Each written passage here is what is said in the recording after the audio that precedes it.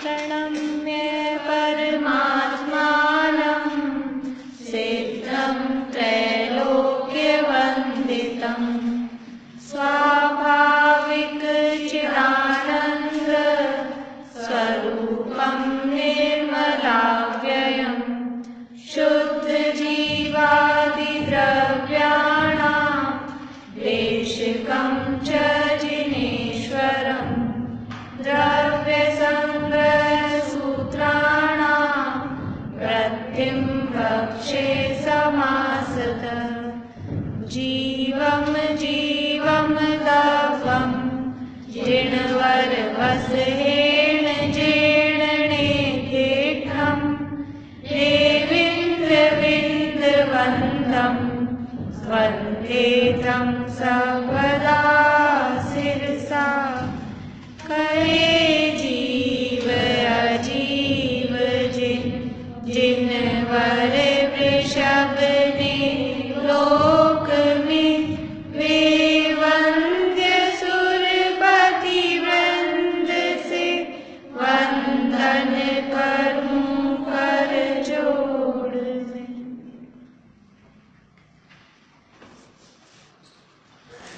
जीव की चर्चा चल रही थी और जीव के आकार कि जीव का आकार कैसा होता है, व्यवहार से जीव का आकार कैसा होता है। स्वदेह व्यवहार से अपना जो शरीर है, छोटा बड़ा जैसा भी शरीर है उस प्रमाण होता है। और निश्चय से हाँ, लोग निश्चय से कहेंगे, सबसे पहले कहेंगे तो असंख्यात प्रदेश। अब वो असंख्यात प्रदेश कितने होते हैं?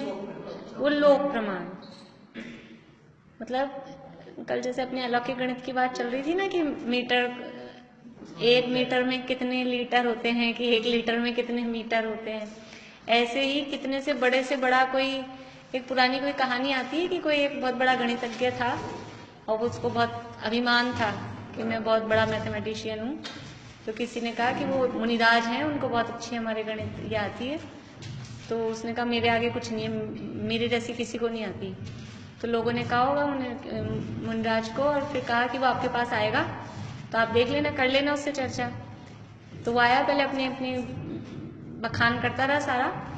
फिर मुनिराज ने एक मुट्ठी उठाया, पास में रेत थी, एक रेत भरी मुट्ठी में, और बोला बताओ इसमें कितने रेत के कण हैं। बोला ये भी कोई बात करता है, ऐसे कोई गिन सकता है कि इसमें कितने रेत के कण हैं। और बोले फिर भी उसने ऐसे कह दिया, मतलब ऐसे अनगिनती ऐसे करके कुछ भी गोलमोल सा। बोला एग्जैक्ट जवाब देना है, कितने हैं, कितने एग्जैक्ट। ये नहीं, ऐसे नहीं, असंख्यात। फिर पूछेंगे कितने वाले असंख्यात, अरे असंख्यात ऐसा नहीं, ऐसा नहीं। जैनाचार्य होते हैं ना, वो हितमित प्रिय भाषी होते हैं, और व्यर्थ की, मतलब इस तरह की तो बात करते ही नहीं, वो तो बिल्कुल लॉजिक से और पक्की बात। तो बोलते हैं इसमें 1 मुट्ठी प्रमाण रेत के कण है। 1 मुट्ठी है, 1 मुट्ठी प्रमाण है, बराबर बात की है। ऐसे जीव के प्रदेश कितने हैं? असंख्यात। कितने असंख्यात? कि लोक प्रमाण, कि लोक में जितने असंख्यात प्रदेश आएंगे, लोक के गिन लो जाके, तो अपने जीव के पता लग जाएंगे। मतलब जितने लोक के प्रदेश हैं उतने ही एक जीव के प्रदेश होते हैं। जैसे अपन नहीं बोलते 1 गिलास दूध, ये प्रमाण है ना, नाप है। जैसे आज, मतलब पुराने जमाने के जो लोग होते थे उनको किलो में समझ में आता था। जैसे कभी 10-20 आदमी आ रहे हो तो चूरमा बनाना है, 2 किलो का तो बना लो। अपने, मेरे को तो किलो में समझ में नहीं आता कितना लेना है किलो। अपने को तो ऐसे बताओ, अपने को तो आजकल जो चलती है ना, मान लो रेसिपीज, वो कहाँ 1 कप की 1 टेबल स्पून की, वहाँ किलो ग्राम में समझ में नहीं आता। तो ऐसे ही अब वो इतना, ये प्रमाण है। 1 मुट्ठी प्रमाण, एक कटोरी प्रमाण। 1 कटोरी चावल में कितने चावल आएंगे, कि 1 कटोरी चावल में 1 कटोरी चावल आएंगे, ये प्रमाण है।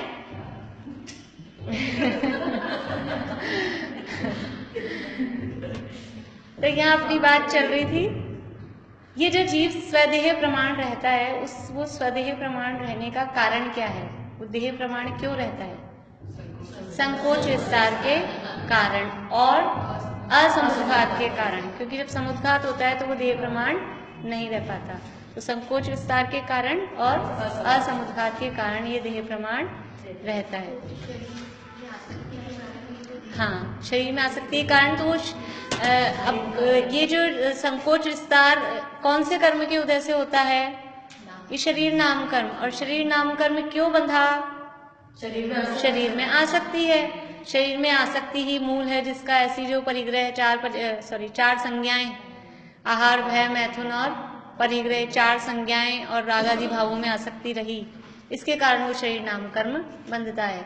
तो शरीर में आसक्ति होने से ही शरीर मिलता है, और वो शरीर मिलता है, शरीर रूपी जो नाम कर्म है वो बंधता है, और उससे ये शरीर छोटा बड़ा होने की उसमें योग्यता, ये योग्यता किसकी है? ये जीव की खुद की है। संकोच विस्तार होने की जीव में खुद में योग्यता है। खुद में योग्यता नहीं हो तो कैसे हो छोटा बड़ा? देखिए, इसके लिए पंचास्ती का एक अपना ग्रंथ है, वहां पे भी पंचास्ती का 5 यानी 6 द्रव्यों का ही वर्णन है। तो बहुत सारी गाथाएं अपनी वृहद द्रव्य संग्रह की उससे मिलती जुलती हैं। वो तो क्या, ये ज्यादा समझ लो फेमस हो गया, कहें वो ये हो गया इसलिए वो कम प्रकाश में आया। बाकी वो कुंदाचार्य का ग्रंथ है, उसमें पूरा ये 6 द्रव्यों का वर्णन है। तो वहां क्या उदाहरण दिया ये संकोच विस्तार के लिए? जैसे कि एक दूध में और एक रत्न डाल दिया। पुराने जमाने में कुछ ऐसे रत्न आते थे कि वो दूध में डाल दिया, जैसे नीलमणि है तो दूध ही नीला दिखेगा पूरा, जिस कलर का रत्न है। अब तो वो रत्न भी ऐसे ओरिजिनल नहीं आते हैं कि अपन कोई ट्राई करो ना ऐसा तो वो कुछ दिखेगा नहीं, पर पहले के जो ओरिजिनल होते थे वो इस टाइप के होते थे। तो वो दूध में वो रत्न डला हुआ है। अब दूध को हमने चढ़ाया गैस पे, तो दूध उबल रहा है, तो ऊंचा उठ रहा है, तो वो जो रत्न की जो प्रभा वो दूध में फैली हुई है वो भी ऊंची उठ रही है। और फिर गैस बंद कर दी तो वो जो दूध क्या नीचे हुआ, तो वो प्रभा भी उसकी ऐसे ही। ये आत्मा, जैसे शरीर मोटा होता है तो आत्मा के प्रदेश भी फैल जाते हैं, शरीर पतला होता है तो आत्मा के प्रदेश भी संकुचित हो जाते हैं। ऐसे संकोच विस्तार की शक्ति वो आत्मा में स्वयं में है। तो समुद्घात की बात अपनी चल रही थी। समुद्घात किसे कहते हैं, बोलिए?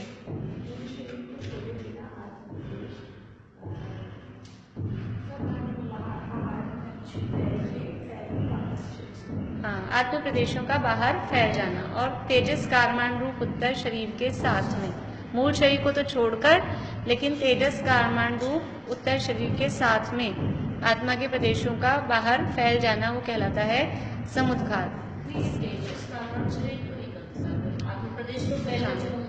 हाँ, तेजस कारमान शरीर नहीं निकले तो क्या होगा? हाँ, उस दिन बात हुई थी अपनी उधर। आप नहीं थे? आप तो थे, आप तो एब्सेंट नहीं होते।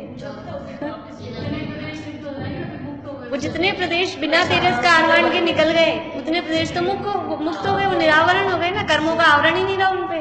तो थोड़ा सा आत्मा मुक्त हो गया, बाकी आत्मा सिद्ध कर्म वाला है। आत्मा तो फैलता है ना, तो थोड़ा फैला मतलब थोड़ा सा ही, तो जैसे वेदना समुद्घात हुआ तो इतने बाहर निकले, बाकी तो अंदर ही है ना। तो ये जो बाहर निकले ये तो बिना कर्म वाले हो गए, और ये कर्म वाला है, तो 2 आत्मा हो गए। और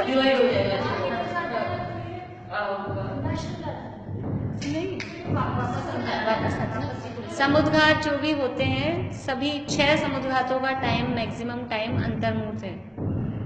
मिनिमम भी अंतर्मुहूर्त है, मैक्सिमम भी अंतर्मुहूर्त है 6 का। तो केवली समुद्घात में अलग है टाइम, वो अभी अपन पढ़ेंगे जब उसका टाइम देखेंगे पूरा।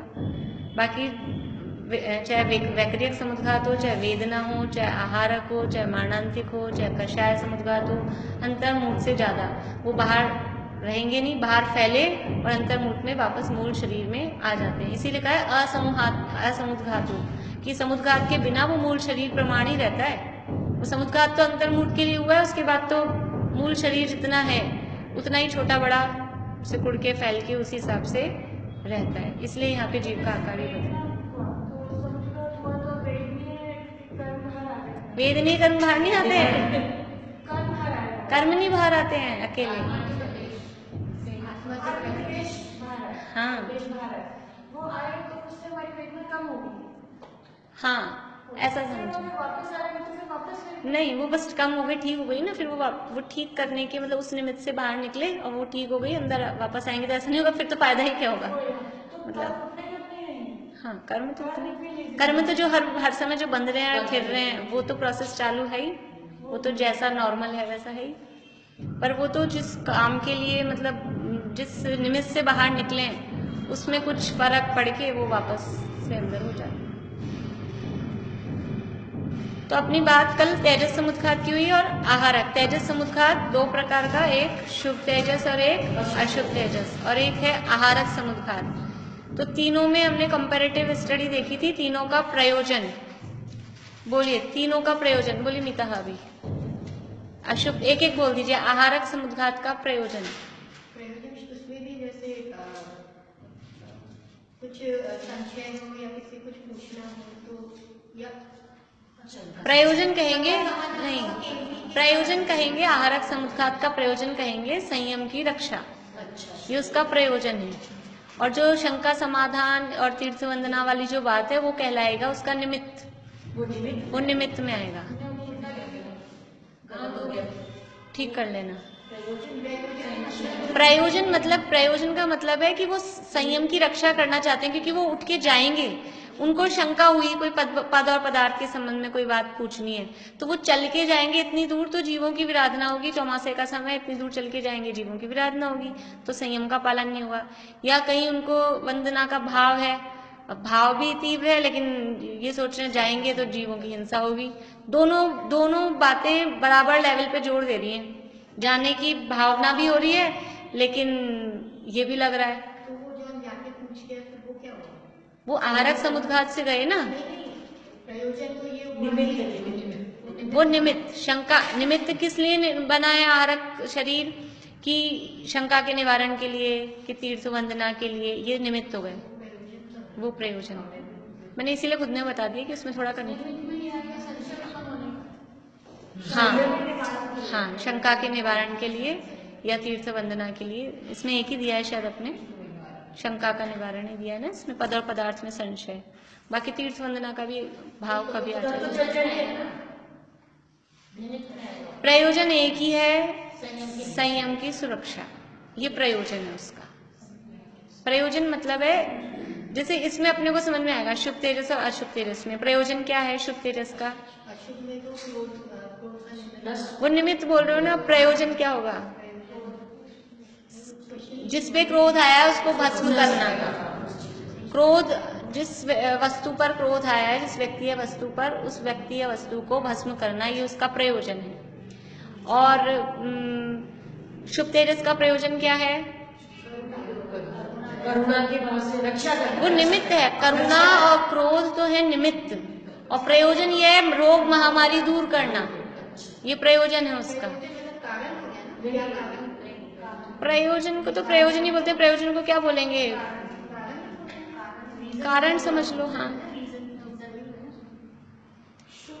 निमित्त होता है कारण, तो प्रयोजन कारण नहीं होगा, निमित्त है कारण। तो प्रयोजन तो लिए, उद्देश्य, उद्देश्य बोलेंगे, प्रयोजन को उद्देश्य बोलेंगे, कारण तो निमित्त को कहेंगे। नहीं समझ में आ रहा तो दोनों पॉइंट को एक कर दीजिए। शुद्ध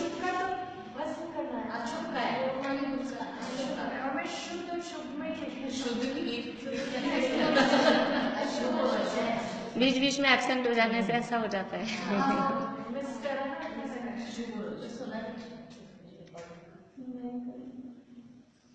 देखिए, ऐसे इतना डिफिकल्ट नहीं है। प्रयोजन का मतलब है उद्देश्य, और निमित्त का मतलब है कि कारण कौन बन रहा है। उद्देश्य तो है हमारा कि हम सामने वाले को भस्म करें, लेकिन उस भस्म करने में कारण क्या बन रहा है? क्रोध। उद्देश्य है हमारा कि हम रोग महामारी दुर्भिक्ष को दूर करें, लेकिन उसमें निमित्त कौन बन रहा है कि वो दया उत्पन्न हुई। प्रयोजन तो है, लेकिन वो निमित्त दया नहीं हो। कल हमने देखा था ना कि वो रिद्धि भी है, और लेकिन उनको ऐसी करुणा का भाव ही नहीं आया कि ये रोग महामारी दूर करें। तो वो करुणा जो उत्पन्न होगी वो निमित्त भी चाहिए, बिना निमित्त के भी अकेली रिद्धि होने से काम नहीं होगा। और अकेला निमित्त हुआ को करुणा तो आई और रिद्धि नहीं है तो भी काम नहीं होगा। हाँ, अभी हम मोक्षण प्रकाशक में पढ़ रहे हैं, तो वहाँ शुरू में ही मंगलाचरण करने के कारण ये हेडिंग है, और उसमें ऐसा प्रश्न उठाया कि कोई तो मंगलाचरण करता है और तो भी वो दुखी दिखाई देता है, और कोई नहीं करता है तो भी वो सुखी, क्योंकि जो अपने है ना यहाँ मंगलाचरण करने के कारण, जो 4 कारण दिए, तो निर्विघ्न समाप्ति, पुण्य की प्राप्ति, नास्तिकता का परिहार और शिष्टाचार का पालन। वहां तो ये चारों नहीं दिए, वहां तो 2 ही दिए, सुख की प्राप्ति और शास्त्र की निर्विघ्न समाप्ति। तो कोई मंगलाचरण कर रहा है वो भी दुखी दिखाई दे रहा है, सुखी नहीं दिखाई दे रहा। कोई मंगलाचरण नहीं कर रहा फिर भी सुखी दिखाई दे रहा है। तो फिर क्या मतलब हुआ, फिर क्या कारण हुआ? और फिर वहां एक और प्रश्न उठाया, उसका समाधान किया कि फिर जो कोई जिन शासन के भक्त देवादिक हैं, देव वगैरह हैं, क्योंकि पहले पिछले इससे पहले जो था टॉपिक उसमें उन्होंने कहा था कि कोई भक्त देवादिक भी आके सहायता कर जाते हैं। अगर आप पंच परमेश्वरी की भक्ति स्तुति करोगे और आपका भला होना होगा तो वो देवादिक आके आपकी सहायता कर जाते हैं, ऐसा उन्होंने टोडामरी साहब ने खुद कहा था। तो उसने प्रश्न उठाया कि कोई मंगलाचरण नहीं कर रहा फिर वो देव आके उसको दंड क्यों नहीं देते, और कोई मंगलाचरण कर रहा है फिर वो देव आके उसकी सहायता क्यों नहीं करते? ऐसा तो हमने देखा कि कोई कर रहा है कोई नहीं कर रहा है। तो उन्होंने उसका उत्तर दिया कि पहली बात तो वो देवों को जो ज्ञान है वो क्षयोक्षम ज्ञान है, वो कभी अवधि ज्ञान में उनको पता लगता है कौन मंगलाचरण कर रहा है कौन नहीं कर रहा है, कभी नहीं पता लगता है, पहली बात। और अगर पता लग भी जाए तो उनकी शक्ति उनकी पावर में है, मर्यादा में है कि नहीं है उसको दंड देना कि उसका भला करना। तो भी जैसे अपने को बहुत सारी बातें, सड़क पे मान लो कोई गलत कर रहा है, कुछ हो रहा है, अपने को लगता है, समझ में आ जाता है गलत है, लेकिन ये अपने अधिकार क्षेत्र की बात नहीं किसी को कुछ कहना, तो अपन नहीं कह पाते। यहाँ मंदिर की इसमें भी मान लो कोई बात गलत हो रही हो तो जो समझ लो पदों पे व्यक्ति हैं वो तो कह सकते हैं, हमको ऐसा अधिकार नहीं होता। फिर हम कह भी देंगे तो मानेगा क्यों, आप कौन होते हो बोलने वाले, हम तो कर रहे हैं, ऐसा होता है ना। तो उसको पता लग भी गया लेकिन उसकी शक्ति में नहीं है तो नहीं कर सकता। फिर तीसरा बात दी कि उसकी शक्ति में भी है लेकिन उसको ऐसा भाव ही नहीं आ रहा, या तो उसको इतनी तीव्र कषाय है कि किसी का भला करने की इच्छा ही नहीं है, या फिर उसकी इतनी मंद कषाय है, जब बहुत मंद कषाय होती है तो भी किसी का भला बुरा मतलब कुछ इच्छा ही नहीं होती। हाँ, तो वो उसकी मंद कषाय इतनी है कि उसको किसी का भला करने की इच्छा ही नहीं, मतलब विकल्प ही नहीं आ रहा। तो ऐसा ही यहाँ पर है कि वो उनको रिद्धि तो है, शक्ति है, लेकिन अब उनको ऐसा भाव भी तो आए, तो ऐसी करुणा उसमें निमित्त भी तो बने। हाँ, वो तो उन्होंने सबसे पहले ही दे दिया। मैं तो अपना ये बताना था कि जीवों का भला बुरा होने में उनके अपना कर्म का उदय ही प्रबल हेतु है, ऐसे शब्द दिए वहां कि भला होना कि बुरा होना। इसी बात के आंसर में सबसे पहली लाइन यही दी कि उनका खुद का कर्म का उदय भी कुछ होगा तब तो इसको विकल्प तभी आएगा दूसरे व्यक्ति को, इसका भला होना होगा तो सामने वालों को भी विकल्प आएंगे, और नहीं होना होगा तो विकल्प भी नहीं आएगा। तो अपने साथ भी ऐसा होता है, ऐसे है ना, अपन अपने बच्चों का खूब ध्यान रखते हैं, खाने का पीने का सब चीज़ों का, और कोई दिन ऐसा होता है कि वो स्कूल से भी कुछ नहीं खा के आया और मान लो सब ऐसा हो गया, और अपन भी घर आके है ना कुछ समझ लो ऐसा हुआ, अपन घर पे नहीं रहे, अपन बिजी हो गए, अपन ने सोचा वो दे देंगे कि वो ले लेगा अपने आप खा लेगा, और ऐसा हुआ और दिन भर ही ऐसा हो गया। तो अब अपने को मतलब अपने को विकल्प ही नहीं आया, मतलब अपन ने सोचा ही नहीं था कि ये नहीं खाएगा कि नहीं पिएगा, चाहे बच्चा हो चाहे कोई भी घर वाले हो, कभी कभी ऐसा हो जाता है। तो अब जब उसको भूखा रहना होगा तो अपने को विकल्प ही नहीं आएगा कि ऐसा है कुछ। तो ऐसे ही जब उसका उदय खराब है तो कोई देव को, फिर वो देव क्या, फिर कोई भी निमित्त बन जाता है, फिर यहाँ वाले ही आपस में निमित्त बन जाते हैं, और भला नहीं होना भला होना है तो उस हिसाब से निमित्त हो जाते हैं।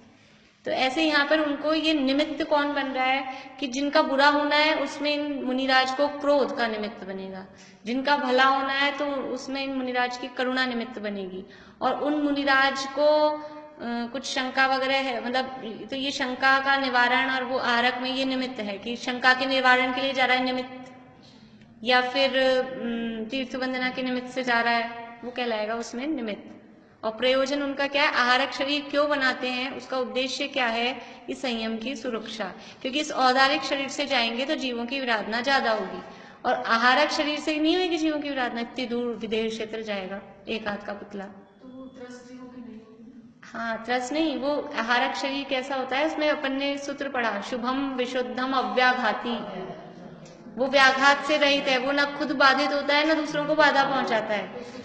हाँ, आहारक शरीर के माध्यम से जीव सूक्ष्म जीव तो बाधित होते ही नहीं है, बादर जीव भी बाधित नहीं होंगे। तो आहारक शरीर से किसी भी जीवों की हिंसा नहीं होती। आहारक और आहारक शरीर स्वयं सप्त धातु रहित है, वो स्वयं निगोद रहित शरीर है, उसमें भी तसजीव उत्पन्न नहीं होते, वो खुद ही समझ लो निगोद रहित है, हिंसा रहित है। तेजस नहीं, आहारक शरीर बोल रहे हैं, आहारक। तेजस शरीर के बारे में ऐसा कुछ भी नहीं आता कि वो कैसा है। तेजस के बारे में कुछ वर्णन नहीं मिलता कि वो कैसा है। आहारक के बारे में ही आता है कि वो सप्त धातु रहित निगोद रहित होता है। तेजस के बारे में कुछ भी नहीं मिलता कि कैसा है, इसलिए हम कह नहीं सकते। वैकृत शरीर भी सप्त धातु रहित होता है और वो भी नहीं होते, हाँ, निगोद रहित होता है। तो ये पहला हो गया। और फिर भी अगर आप लोगों को एक सा लग रहा है तो दोनों बातों को फिर एक ही पॉइंट प्रयोजन और निमित्त ऐसे करके और फिर पूरा मिक्स करके लिख दीजिए अगर क्लियर नहीं हो रहा। हाँ, जिनको आ गया उनको तो आ गया, लेकिन जिनको नहीं आया मेरे ख्याल से उनको अभी भी नहीं आया। हाँ, कोई बात नहीं है। फिर है उसका वर्ण, बोलिए सुषमा आगे। वर्ण पहले आहारक का स्फटिक के समान धवल निर्वल। शुभ तेजस का शंख के समान। अशुभ तेजस का लाल सिंदूरी रंग। अब आकार, हाँ, आहारक का आकार सरल है आहारक का।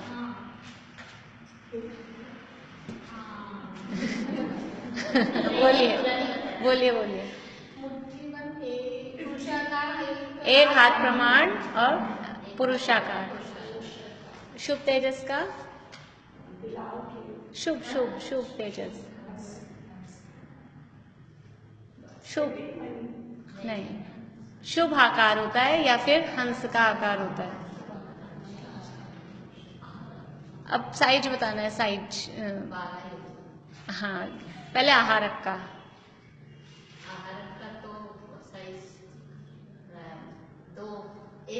एक हाथ प्रमाण। शुभ तेजस का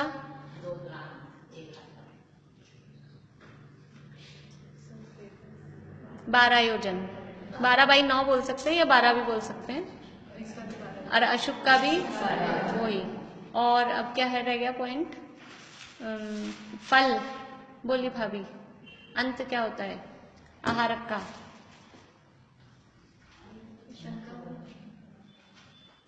एंड में क्या होता है आहारक शरीर का? वापस आके मूल शरीर में प्रवेश कर जाता है। और शुभ तेजस, शुभ तेजस में भी वो रोग भरी जो जितनी भी है उसको शांत करके और वापस आता है, मूल शरीर में प्रवेश कर जाता है। और अशुभ तेजस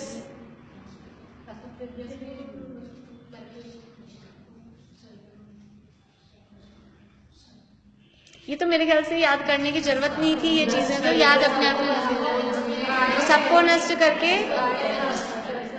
नहीं, अभी तो अंत पूछ रहे हैं। सबको नष्ट करके नहीं, वो मूल शरीर को भी नष्ट कर देता है, खुद भी नष्ट हो जाता है। हाँ, उत्पत्ति स्थान रह गया। बोलिए आहारक का। आहारक कहाँ से निकलता है? पूरे शरीर में से निकलता है क्या? मस्तक से। शुभ तेजस राइट साइड से, हिंदी में बोलिए। दाएं कंधे से, हाथ से, हाथ की भी पर्टिकुलर प्लेस है, कंधे से। अशुभ तेजस बाएं कंधे से। और कुछ रह गया? समय सभी का अंतर्मुखी।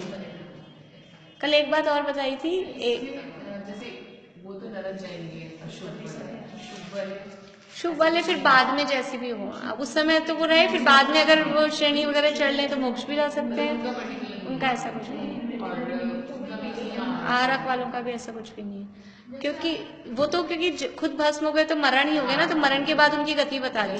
अभी इनका तो मरण हुआ नहीं है, या तो फिर कैसे बताएं? बोलिए आप क्या बोल रहे हैं?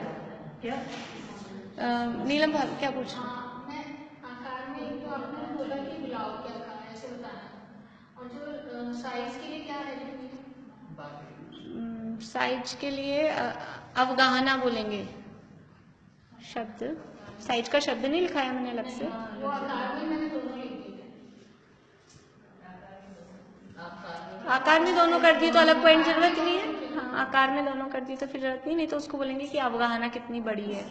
महारत की अवगाहना कितनी लिखेंगे? एक हाथ। एक हाथ। एक हाथ। अच्छा, ये जितने भी समुद्रघात के वक्त ये कर्म बनते तभी हाँ। रुक जाता है इसमें। कर्म बंधना एक समय भी नहीं रुकते जब तक संवर नहीं होता। अगर कर्म बंधना तो विग्रह गति में ही नहीं रुक रहे। अगर बिना संवर के कर्म बंधना ऐसे ऐसे टाइम पे रुक जाए तो उतनी देर के लिए संवर हो जाएगा। बिना सम्यक दर्शन के सम्यक संवर हो जाएगा। और उस समय जो जिस भूमिका में है, मुनिराज हैं, छठे गुणस्थानवर्ती हैं, तो उस समय उनके जितने कर्मों का संवर हुआ है उतना संवर है, और जितने कर्मों का आश्रव चालू है उतना चालू है ही है। जिस गुणस्थान में जो जीव है उसके जितने कर्मों का आश्रव चालू है उतना उस हर समय चालू ही रहता है, कोई भी स्थिति हो। उनका क्वेश्चन था कि ये जो अशुभ और शुभ थे जो दोनों एक ही मुनिराज में निकलते हैं, उन्हें हो सकते हैं मतलब ये भावों की एक मुनिराज को दोनों तरह की सिद्धियां हो सकती है। नहीं रिद्धि तो है ही है ना, उनको गुस्सा आएगा तो अशुभ निकलेगा और ऐसा कुछ आया नहीं पढ़ने में, मतलब मैं जवाब नहीं दे सकती हूँ। देखेंगे कहीं और कुछ मिल जाएगा तो रखते हैं, पेंडिंग में रखते हैं। क्योंकि रिद्धि तो है ही, उनको गुस्सा आया तो वो अशुभ निकलेगा। लिख के रख लो, ऐसा जो प्रश्न होते हैं ना जिनके जवाब नहीं आते, पीछे कहीं एक पेज बना लो आप अपनी कॉपी में और ऐसा प्रश्न लिख के रख लो भी ये अपना पेंडिंग में है। बाई चांस कहीं मैं भी भूल जाऊँ तो फिर याद आता रहे, तो कोई ऐसे विद्वान मिलेंगे तो पूछ लेंगे या कभी पढ़ने में आ जाएगा। वैसे तो मैंने अभी ये सारा देखा था, तो जितने मैंने अभी देखे उनमें तो कहीं ऐसी चीज देखने में आई नहीं कि दोनों को मतलब एक ही मुनिराज को दोनों टाइप की होती हैं या दोनों अलग अलग टाइम पे दोनों निकल जाए। एक बार शुभ निकल गया, देखो अशुभ तो अगर निकल गया तो दोबारा निकल सकता, पॉसिबल ही नहीं है। और शुभ निकलने के बाद फिर दोबारा अशुभ भी निकल सकता है क्या? ऐसे लगता तो कम है अपने अंदाज से, लेकिन पढ़ने में नहीं आया ऐसा कुछ। नहीं, अगर भाव लेंगे होंगे तो अशुभ वाला नहीं है। भावलिंगी होते हैं, छठे गुणस्थान वर्ती बोल रहे हैं ना, तो भावलिंगी ही थे। हाँ, तो पहले तीनों में अपन ने वो एक वो रह गया ना स्वामी तीनों के एक से ही हैं। छठे गुणस्थान वर्ती मुनिराज ही है तीनों के स्वामी, लेकिन फिर वो गुणस्थान गिर जाता है जैसे ही वो निकलता है शुभ तेजस। इतना क्रोध अगर आ जाता है तो वो संतुलन के लेवल का नहीं है, तो वो गुणस्थान गिर जाता है, तभी तो फिर नरक में जाते हैं मर के फिर, इसलिए। ये अंतर परिणाम में मूल शरीर में प्रवेश तीनों में है, तीनों में नहीं है, दो में तो प्रवेश है ही, तीसरे में प्रवेश शब्द नहीं बोलेंगे, वो भस्म कर देता है। प्रवेश करने में तो ऐसा लगता है कि वो मेंटेन रहा, फिर बना हुआ रहा।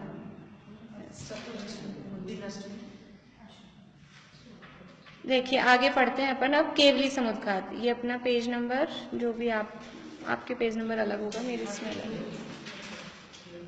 देखिए केवली समुद्घात। केवलियों के दंड कपाट प्रतर लोकपूर्ण रूप होते हैं, वह 7वां केवली समुद्घात है। यहाँ बहुत शॉर्ट में बताया है केवली समुद्घात। वास्तव में केवली समुद्घात क्यों होता है, सबसे पहला वही उसका प्रयोजन कि क्यों होता है, क्या उद्देश्य है केवली समुद्घात का। देखो वेदना समुद्घात वेदना के कारण हो रहा था, अपन सातों समुद्घात का भी मतलब एक कंपैरिजन कुछ बातें सेम होती हैं तो इकट्ठा लिख सकते हैं, देखेंगे ट्राई कर पाएंगे, कर लेंगे कि क्या क्या उसमें आ सकता है।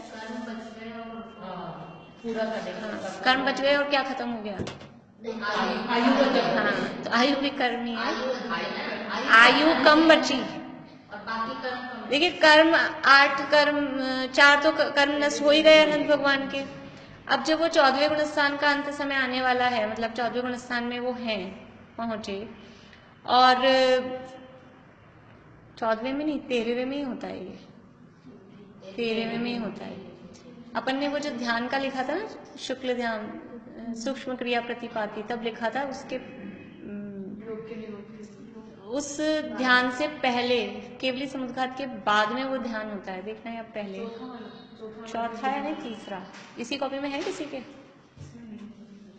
अरे देखना थोड़ा, अभी मैं भी कंफ्यूज हो रही हूँ। तो मतलब 13वें में होता है ये। तो 4 जो अघातिया कर्म बचे, वेदनीय, आयु, नाम और गोत्र। तो आयु कर्म तो बचा है कम, समझ लो आयु का टाइम तो बचा 5 मिनट का उदाहरण के लिए, और बाकी 3 कर्मों की स्थिति बची है 2-2 घंटे की। अब क्या करें, आयु 5 मिनट की बची है और 3 कर्मों की स्थिति बची है 2 घंटे की। तो अब आयु पूरी हो जाएगी, उसके बाद में शरीर तो रह नहीं सकता, और वो शरीर नहीं टिकेगा तो वो कर्म है, वो कर्म कहाँ रहेंगे, किसी और के साथ, मतलब इनके कर्म वो कहाँ रहेंगे वो। और कर्म ऐसे होते हैं कि बिना पूरे हुए वो छूटते नहीं है। तो वो स्थिति क्या होगी उस, मतलब कैसी स्थिति बनेगी, तो वो आयु की स्थिति के बराबर में उन कर्मों की स्थिति को करने के लिए, वो जो ज्यादा स्थिति है उनको कम करने के लिए, और कम ऐसे नहीं होती कि अपकर्षण वगैरह, अब वहां कुछ भी नहीं हो सकता है, वहां उन कर्मों की स्थिति को मतलब फैलाना पड़ता है, वो कर्मों को फैलाना पड़ता है, तभी वो स्थिति पूरी होती है। देखिए उसके लिए उदाहरण क्या है, जैसे अपन साड़ी सुखाते हैं, अपने पास स्टैंड है, घरों में जो स्टैंड होता है कपड़े सुखाने का, तो उस पे अपन साड़ी कैसे सुखाते हैं, चेयर फैला के कहाँ सुखाते हैं, उस पे तो 4 तह करके, और कभी कभी इतनी चौड़ी जगह नहीं होती तो एक और इधर, मतलब 4 तह तो कर ही दी, फिर एक और फोल्ड कर देते हैं, फिर भी डाल देते हैं, क्योंकि और भी कपड़े सुखाने हैं अपने को, तो वो कितनी देर में सूखती है, उसमें टाइम लगता है। और अपने को जल्दी है, अपन यात्रा वगैरह पे गए, साड़ी धो दी, तो बिल्कुल सिंगल करके ऐसे, बल्कि ऐसे यूं ऐसे भी नहीं डालते, इधर से एक पिन लगाते हैं, इधर से एक पिन लगाते हैं, तो वो हाँ 2 जने पकड़ के सुखा लें तो वो जल्दी सूख जाती है। तो फैलाने से वो जल्दी सूख जाती है।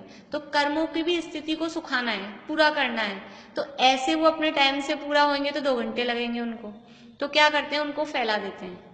तो कर्म क्योंकि आत्मा के प्रदेशों के साथ चिपके हुए हैं, तो आत्मा के प्रदेश फैलते हैं तो कर्म भी फैल जाते हैं। तो वो कर्म फैलकर वो उनकी स्थिति जो 2 घंटे की थी वो सूख के उस आयु के बराबर 5 मिनट की जितनी अपने को चाहिए उतनी वो हो जाती है। तो वो कितने फैलाएंगे कि जितने में आपकी स्थिति पूरी हो जाए बराबर उतने फैलाएंगे।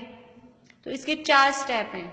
मतलब ये क्यों हुआ केवली समुद्घात, ये होता है केवली भगवान के, अनंत भगवान के, इसलिए इसका नाम है केवली समुद्घात। नाम क्यों है केवली समुद्घात, कि केवली भगवान के होता है। समुद्घात का मतलब है आत्मा के प्रदेश फैलते हैं, तो केवली भगवान के जो आत्मा के प्रदेश फैलते हैं उसको केवली समुद्घात कहते हैं। ये भी प्रोसेस अपने आप ही होगा, सब अपने आप चाहने से नहीं, करने से तो होगा, ऑटोमेटिक ही होता है, वहां तो चाह रही ही नहीं, हाँ। वो तो वीतरागी हो गए ना, तो चाह का तो बात ही नहीं है। हाँ वो अभी देख रहे हैं। तो ये केवली समुद्घात किसे कहते हैं, फिर ये क्यों होता है, कि जब आयु कर्म की स्थिति कम और शेष 3 घातिया कर्मों की स्थिति ज्यादा होती है। जब आयु कर्म की स्थिति कम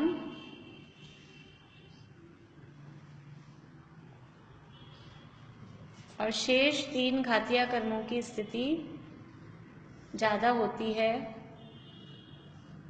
तो उन्हें बराबर करने के लिए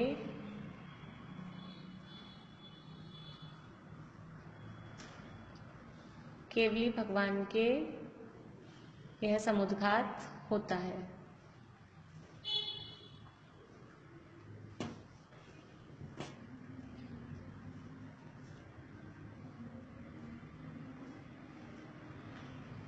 अब इस समुद्घात में होता क्या है, सबका अपन ने प्रोसेस देखा है। ये मतलब प्रोसेस सब में हो रहा है। वेदना में वो तिगुने फैल रहे हैं, कैसे वेदना में तिगुने फैलते हैं और किस दिशा में फैलते हैं, वेदना ओझली होती है उस तरफ, हाँ औषधि नहीं, सामान्य से फैल रहे हैं, चारों तरफ से फैलते हैं, चारों तरफ से फैलते हैं। कषाय समुद्घात में भी चारों तरफ से फैलते हैं। मारणांतिक समुद्घात में जहाँ पे चारों तरफ नहीं फैलते, एक ही दिशा में फैलते हैं। इसको हम बोलेंगे एक दिशा में, मतलब 7 का अगर अपन लिखे तो इसका ये पॉइंट बता सकते हैं कि किस दिशा में फैलते हैं। ये पॉइंट हुआ किस दिशा में, तो चारों दिशा में, फिर चारों दिशा में, फिर एक दिशा में, इस तरह से।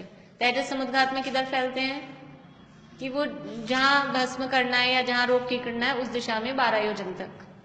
आरक समुद्घात में जहां केवली भगवान विराजमान है उस दिशा में फैलेंगे। तो केवली भगवान या तो पूर्व में या उत्तर में, इसी टाइप से ज्यादातर कहा जाता है, तो उस दिशा में फैलते हैं। अब केवली समुद्घात में कैसे फैलते हैं आत्मा के प्रदेश, तो केवली भगवान यानी अरहंत भगवान वो कैसे विराजमान होते हैं, या तो पद्मासन में होते हैं या खड़गासन में होते हैं। तो जैसे भी वो बैठे हैं, अभी जैसे समझ लीजिए पद्मासन में बैठे हैं, तो सबसे पहले उनके आत्मा के प्रदेश ऐसे कैसे, इसी पोजीशन में नीचे और ऊपर डंडे के जैसा, उसको बोलते हैं दंडाकार। यहाँ शब्द दिया है दंड, तो दंडाकार। दंड यानी होता है डंडा। डंडा कैसा होता है? सीधा। तो आत्मा के प्रदेश बिल्कुल ऐसे सीधे फैल जाएंगे लोक में, पूरे लोक में जिस जगह बैठे हैं उससे नीचे तक, जहां तक लोक है, और उससे ऊपर तक ऐसे डंडे के जैसे फैल जाएंगे, उसे कहेंगे दंडाकार। अगर इतने फैले और उनकी स्थिति बराबर हो गई तो काम हो गया, बस वापस सिकुड़ जाएंगे। तो कम ये जो फैले हैं, इस फैलने का टाइम कितना होता है? एक समय।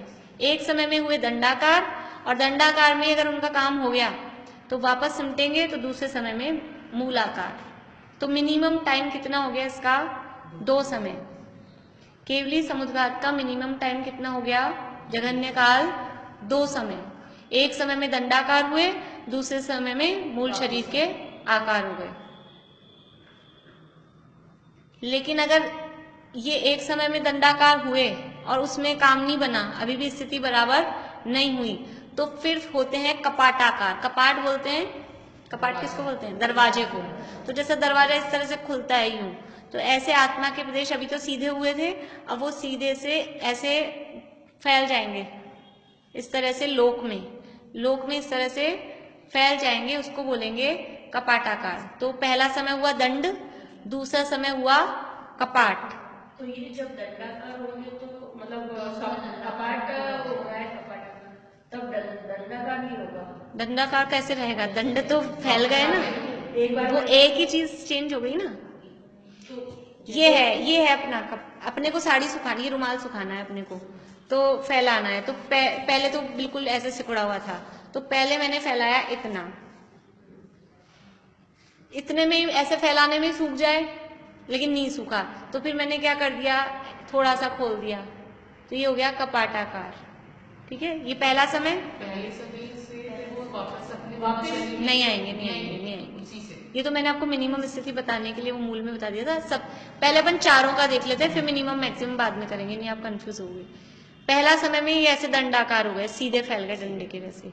फिर दूसरे समय में अभी वो स्थिति बराबर, मतलब ये दूसरा समय तभी आएगा जब वो स्थिति बराबर नहीं होगी। तो अभी स्थिति बराबर नहीं हुई, ये हम समझ के चल रहे हैं, तो वो फैलेंगे कपाटाकार, ऐसे खुल जाएंगे। इससे दरवाजा खुलता है ना यूं, ये दरवाजा खुल गया, ये भी दरवाजा बंद था, ऐसे थे, और ये ऐसे हो गए कपाटाकार। ये कपाटाकार हुए, ये हो गया 2 समय। इसमें भी कर्मों की स्थिति बराबर नहीं हुई, तो फिर कैसे होते हैं? प्रतराकार। प्रतर का मतलब होता है कि हाँ, प्रतर का मतलब है पूरे में फैल जाना। लेकिन लोक की रचना ख्याल में रखनी पड़ेगी इसके लिए। लोक की जो ये रचना है अपनी 343 घनराजू, तो लोक में वात वलय इंक्लूड होते हैं कि नहीं होते हैं? होते हैं। तो ये जो प्रतराकार फैलेंगे, ये वात वलयों को छोड़कर फिर लोक में ऐसे फैल जाएंगे, लंबाई चौड़ाई में पूरा, वात वलय को छोड़कर। अभी वो कहलाता है प्रतराकार। यानी दंडाकार में केवल सीधे फैले हैं ऊपर से नीचे तक, लोक के ऊपर से नीचे तक। प्रतराकार में वो कपाटाकार में कपाट की जैसे खुल गए हैं। प्रतराकार में वात वलयों को छोड़कर पूरे लोक में फैल गए हैं। प्रतर नहीं, अभी वात वाला इंक्लूड नहीं है। वात वाला अगर उसमें टच हो जाएंगे तो फिर बाद में सिकुड़ेंगे नहीं, अभी तो उतने ही वात वालों को छोड़कर ही प्रतराकार में। हाँ, प्रतर नहीं बोलते अपन, एकदम पतला फैला देना किसी को, जैसे पतरा। हाँ, पतरा, जैसे ये बरक वगैरह बनती है ना, उसको पत्थर, हाँ, तो फैला देते हैं। हाँ, पत्थर जिसे बोलते हैं अपन, पत्थर चढ़ा दिया, मतलब एकदम फैला के उसको ऐसा, तो वो प्रतराकार, एकदम फैल गए। ये तीसरा समय। पहला समय में दंड, दूसरे समय में कपाट, तीसरे समय में प्रतर, और फिर चौथे समय में होता है लोक पूरण। मतलब वो जितनी जगह वातवलय वगैरह जो सब बची थी, वो सब में पूरी जगह आत्मा के प्रदेश फैल जाएंगे, वो कहलाता है लोक पूरण। मतलब किसी में भी मतलब पूरा हो सकता है कपाट में ही हो जाए। हाँ, जिसमें भी अगर पूरा हो जाएगा वहीं से बैक हो जाएंगे। अभी अपन समझे चारों में मिलके पूरा होगा, तो जब ये लोक पूरण होगा, मतलब कोई कहेगी इसमें भी नहीं हुए, तो ऐसा नहीं हो सकता। इतना होने पर तो वो पूरा होएंगे, बराबर होएंगे, कितनी भी स्थिति हो। वो उसी हिसाब से उसमें मान लो किसी के बहुत ज्यादा हो, ऐसे बहुत ज्यादा भी नहीं होती है, जितनी भी बची है वो इतने इतने में उसको पूरा करेंगे, उतना उतना समझ लो कवर करेंगे उस हिसाब से। तो पहली स्टेप, पहला समय दंड, दूसरा समय कपाट, तीसरा समय प्रतर, चौथा समय लोक पूरण। इसके बाद में पांचवा समय वापस से प्रतर। बैक रिवर्स कैसे होंगे कि इसी क्रम से रिवर्स होंगे। तो वापस से प्रतर, फिर कपाट, फिर दंड और फिर मूल शरीर। पहला समय दंड, दूसरा समय कपाट, तीसरा समय प्रतर, चौथा समय लोक पूरण। ये 4 समय हो गए। फिर वापस से पांचवा समय में क्या होगा? प्रतर। फिर छठा समय कपाट, सातवां समय दंड और आठवां समय मूल शरीर। तो केवली समुद्घात का उत्कृष्ट काल हो गया 8 समय। ये हो गया उसका उत्कृष्ट काल।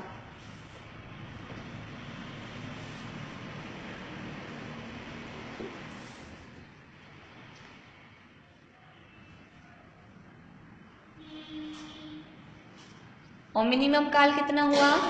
2 समय कि दंड होगा और मूल शरीर में जाएगा, ये मिनिमम काल। अब 2 समय से लेके 8 समय के बीच के और भी टाइम हो सकते हैं कि दंड हुए, कपाट हुए 3 समय और कपाट में काम हो गया तो वापस से दंड चौथा समय और मूल शरीर 5वां समय। 5 समय में भी हो सकता है। मध्यम काल में देखेंगे तो इसी तरह से समझ लो प्रतर तक गए, प्रतर में काम हो गया, वापस कपाट, फिर दंड और मूल शरीर। इस तरह से वो बीच के समय भी हो सकते हैं। तो मिनिमम है 2 समय, मैक्सिमम है 8 समय। और स्टेप कितने हैं इसके? 4 स्टेप। तो 4 है, दंड, कपाट, प्रतर और लोक पूरण। वो बाकी के 3 तो रिवर्स। लोक पूरण का टाइम कितना है? 1 ही समय। लोक पूरण का टाइम 1 समय। और नहीं, कपाट का, हाँ, कपाट का टाइम कितना होगा? अगर कपाट तक पहुंचे हैं 2 समय हो जाएगा ना। रिवर्स में भी आएगा ना, रिवर्स में भी आएंगे वो तो दंडाकार में भी रिवर्स आ रहा है तो 2 समय अकेला दंड हो रहा है तो दंड में रिवर्स नहीं जाएगा ना, फिर तो मूल में ही आ रहा है। लोक पूरण कपाट में दंडाकार 1 समय हुआ, उसके बाद कपाट में आया, हाँ, फिर वापस मूल शरीर में निकल आएगा तो दंड होके फिर मूल में जाएगा। तो 1 समय दंडाकार। देखिए एक बार मैं आपको बता देती हूँ कि अगर चारों स्टेप होने हैं तो बार बार में मूल शरीर के आकार नहीं होगा। अगर चारों स्टेप होने हैं तो क्रम से चारों स्टेप होंगे और क्रम से रिवर्स आएंगे, लास्ट में मूल शरीर में आएगा। और अगर 1 या 2 या 3 ही स्टेप होने हैं तो वो 1 स्टेप हुआ और मूल शरीर में आ जाएगा। 2 स्टेप होंगे तो दूसरा स्टेप, फिर वापस पहला स्टेप, फिर मूल शरीर। क्रम से ही आएगा। मतलब वो जिस सीढ़ी पे पैर रख के गया है उसी सीढ़ी पे पैर रख के उतरेगा। ऐसे जंप लगा के डायरेक्ट मूल शरीर में नहीं आएगा ऐसा। तो वापसी आने की अपेक्षा 2 समय बोल रहे हैं मूल सब। हाँ, तो वापस तो आएगा ना। काल तो 1 समय ही है। मिनिमम काल 1 समय नहीं है, वापस भी तो आएगा ना। समुद्घात का पूरा काल तो वापस आने को ही तो मिला है। जैसे वो अंतर्मूर्त में आ रहा है और जो समुद्घात हो रहे हैं तो वो अंतर्मूर्त में आके मूल शरीर में प्रवेश कर जाएगा। ऐसा नहीं कि मूल शरीर में अंतर्मूर्त के बाद प्रवेश करेगा। तो ये 2 समय उस समुद्घात के काल में इंक्लूड है कि मूल शरीर में आ गया दूसरे समय में, इसलिए उसको 2 समय बोला गया। लोक पूरण में क्योंकि अब रिवर्स जाने का रिवर्स होगा तो लोक पूरण में तो है ही, अब उससे तो बैक प्रतर में जाएगा ना। तो लोक पूरण में तो एक ही समय रहा। प्रतर में 1 समय चढ़ते समय आया, इसको बोलेंगे चढ़ते समय, और दूसरा समय उतरते समय। 4 समय टोटल केवली समुद्घात का टाइम हुआ था। और लोक पूरण जो पर्टिकुलर पोजीशन है उसमें रहने का टाइम 1 समय। तो ऐसे पर्टिकुलर हर एक में रहने के टाइम 1 समय नहीं होगा। पर्टिकुलर में रहने का टाइम 1 समय नहीं होगा, क्योंकि जब हम पूरे चारों स्टेप करेंगे तो वो बैक भी आएगा ना, रिवर्स। तो रिवर्स वाले को मिला, देखो ऐसे समझो, यहाँ 4 सीढ़ियां हैं, अपन यहाँ ऊपर चढ़ के आए हैं, 4 सीढ़ियां हैं। तो आप एक एक सीढ़ी पे चढ़ के आए, तो एक बार तो चढ़ के आए चारों सीढ़ियां, और फिर चौथी सीढ़ी तो यही थी, है ना। तो जब आप इस सीढ़ी पे कितनी बार पांव रखा आपने? चौथी सीढ़ी पे तो एक ही बार। और फिर आप उतर के जाओगे तो जो तीसरी सीढ़ी थी उस पे एक बार चढ़े थे तब पाँव रखा, और एक बार उतर रहे हो तब पाँव रखा, तो तीसरी सीढ़ी पे कितनी बार पाँव रखे? 2 बार हो गए ना। फिर दूसरी सीढ़ी पे कितनी बार रखोगे? 2 बार। पहली सीढ़ी पे 2 बार, तो उन सब में 2-2 हो जाएगा। और चौथी क्योंकि वो लास्ट ही है, उस पे तो पहुंचे ही है, उस पे बस उसी पे से उतरना है, तो उसको 2 बार नहीं होगा, वो एक ही बार है। और कुछ? शरीर से जब दंड होता है तो वो भी एक समय हाँ, हाँ।